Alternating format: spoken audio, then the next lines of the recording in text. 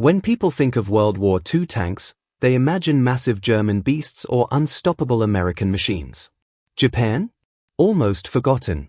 But during the war, Japan had built an entire armored force, hundreds of tanks that rolled through China, Southeast Asia, and the Pacific Islands. They weren't the most powerful, but they were everywhere. And then, silence. August 1945. Japan surrenders. And overnight, every tank becomes useless. Not outdated. Not retired. Forbidden. Because under the terms imposed after the war, Japan was no longer allowed to maintain an army. No tanks. No armored units. Nothing that could wage war again.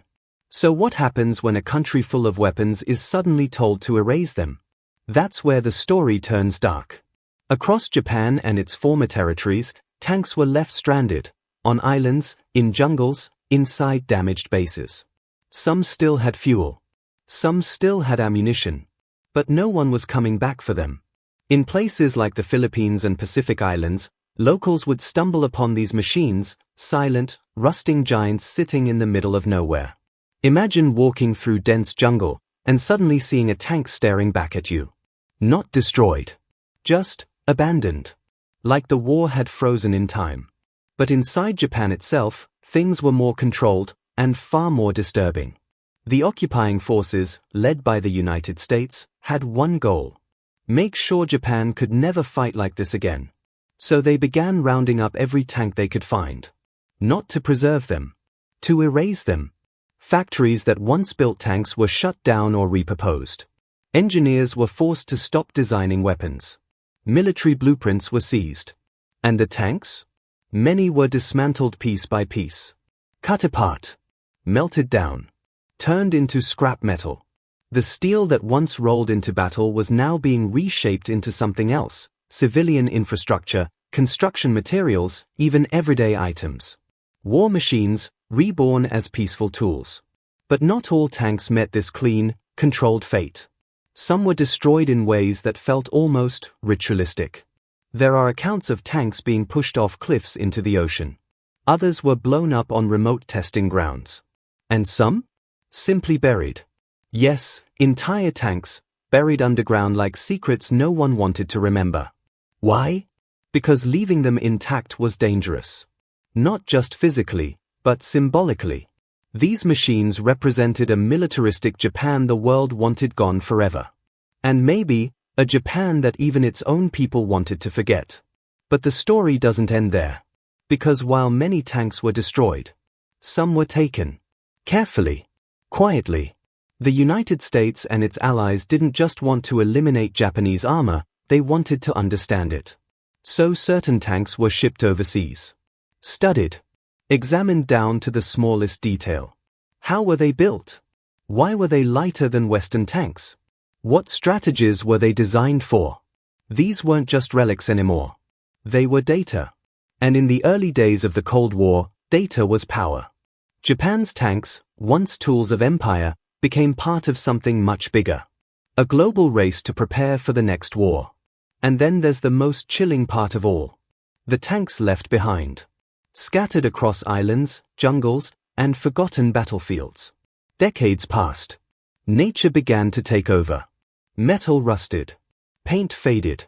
But the shapes remained. Even today, in some remote locations, these tanks still exist, half buried, overgrown, almost blending into the earth. Like ghosts. Reminders of a war that never truly disappeared. Some locals avoid them. Others treat them like landmarks. And a few believe they are cursed. Because these aren't just machines. They are symbols of destruction, loss, and a past that refuses to stay buried. And as time went on, Japan itself began to change.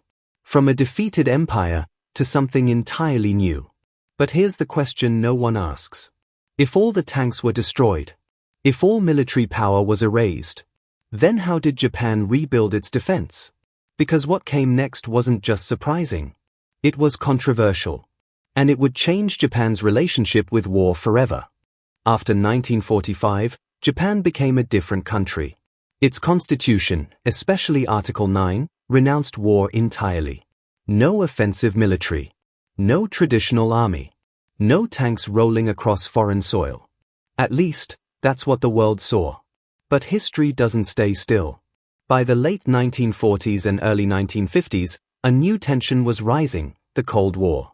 The United States, once focused on dismantling Japan's war machine, suddenly faced a new fear. Communism spreading across Asia. And then came the turning point. The Korean War.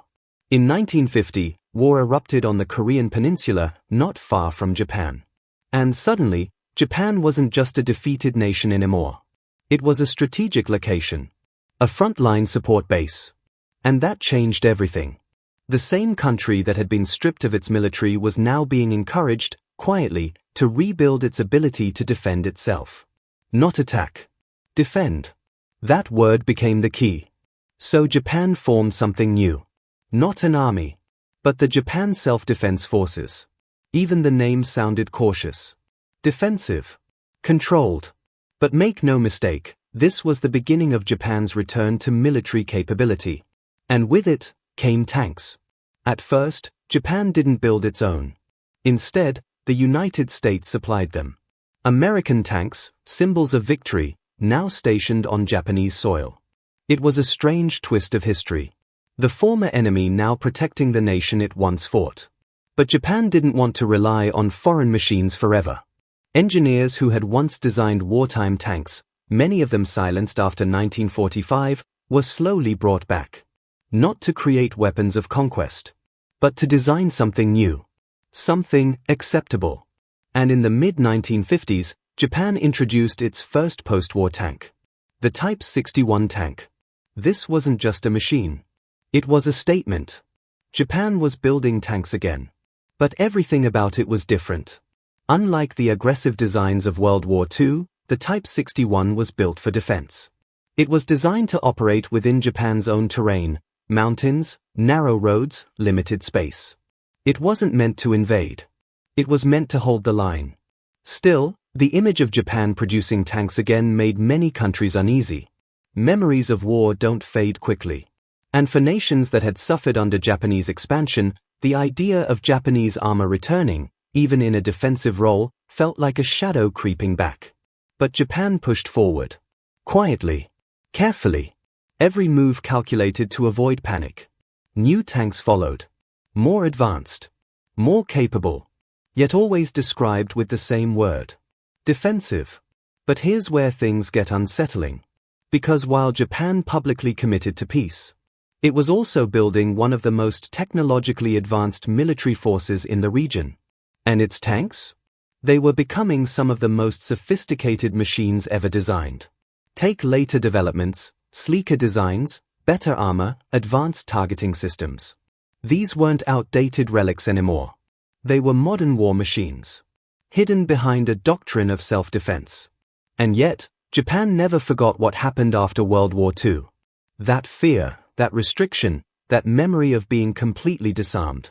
It shaped everything, even how their tanks were used. Unlike other nations, Japan's tanks rarely left its own soil. No foreign invasions. No overseas battles. They existed as a warning. A silent message. We can defend ourselves. But the strangest part? Many of Japan's old World War II tanks were still out there. Not in service. But not entirely gone either.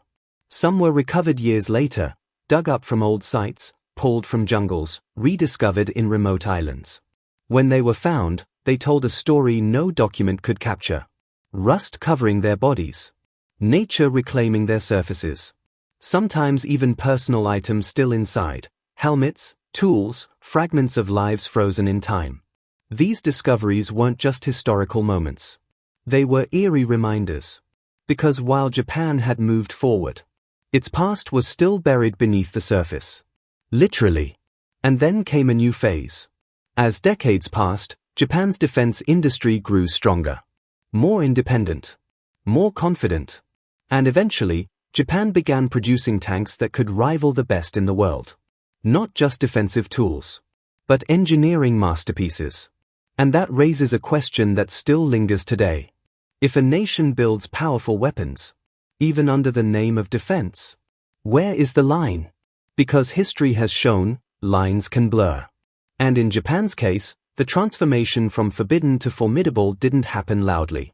It happened quietly, almost invisibly, until one day, the world looked again and realized Japan's steel had returned.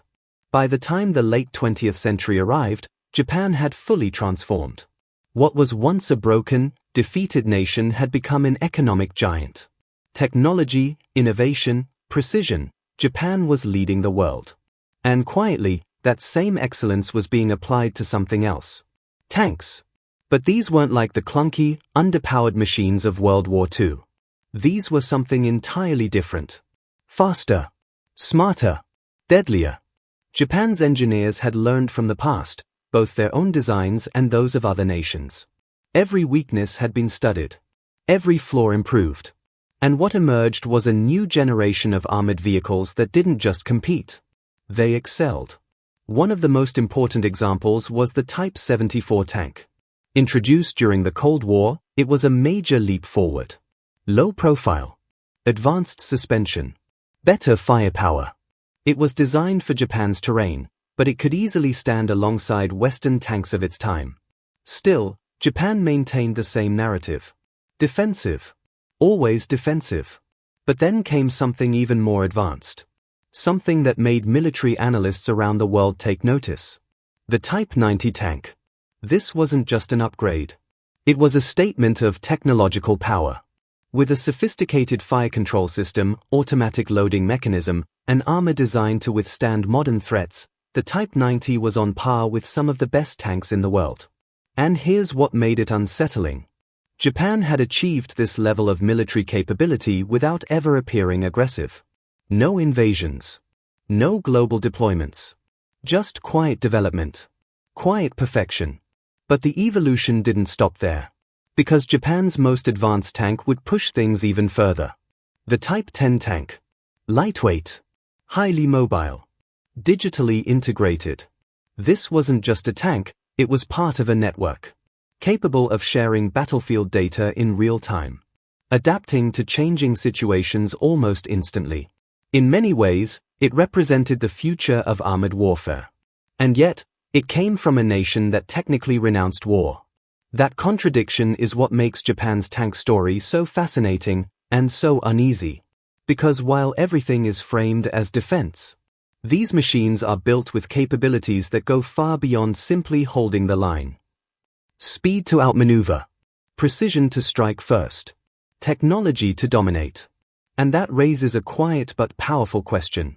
If you build something this advanced, is it truly only for defense? Or is it preparation for something more? But perhaps the most chilling part of this story isn't the tanks themselves. It's the mindset behind them. Japan doesn't display its military power the way other nations do. There are no massive shows of force. No aggressive demonstrations. Instead, everything is controlled. Measured. Almost hidden. And that makes it harder to understand. Because power that isn't openly shown can be far more unpredictable. Meanwhile, remnants of the past still linger.